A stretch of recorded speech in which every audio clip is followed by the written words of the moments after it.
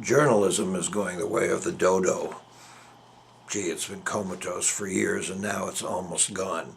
When I was a kid, I used to read Time magazine, amusing myself that I was being informed. I stopped this practice when I was about 11, when I realized that what I was reading was basic American propaganda. Everything's wonderful, corporations are wonderful, the government is wonderful, big business is wonderful, and aren't we blessed to have everything and the Almighty on our side for everything, especially the bowl games.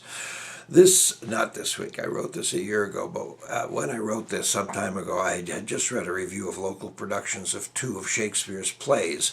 At one point, the infant who wrote these reviews, used the phrase, very good, 3 times in 2 sentences in a row. This was very good, that was very good, and this actor or the other actor was very good. Is this what you call writing? Illiterate drivel of this order would not have gathered a pass in a grade 8 essay assignment, but the editor of one of Vancouver's largest and strongest dailies let it be put into print and sent out to the masses. People in radio and television newsrooms across the nation are recent graduates of broadcast and journalism courses in technical schools. They are barely out of knickers, have almost no real-life experience, and have read little that isn't a tweet or a text message. The parent companies are struggling with their bottom lines, and one of the great employment tricks is that they hire young and keen kids who would pay just to sniff the air, and they keep them at below the lowest possible income rates and part-time shift work with no benefits whatsoever. These people are basically baristas of the airwaves. So many people who like to identify themselves as journalists, quite frankly, are flat lazy.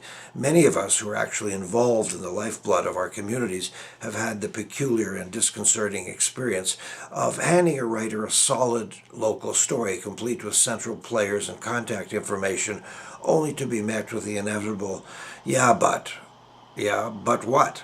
Oh, the story will take a bit of work. Oh, a few phone calls, some research, some double checking, and then some serious writing. Forget about it. The CBS flagship program, 60 Minutes, for years was a Sunday night must. You had to watch it. Now, half the items are nothing more than selling jobs for other CBS products like movies, concerts, musicians in the CBS family. On the CBS evening newscast, 60 Minutes and other corporate projects are constantly promoted. When I watch the news, putting up with big pharma ads is all I can handle. That's painful enough. Why do I need a plug for some trivial amusement coming up later in the company's schedule? You call this journalism? I call it cheesy, second-rate hucksterism. Pickle.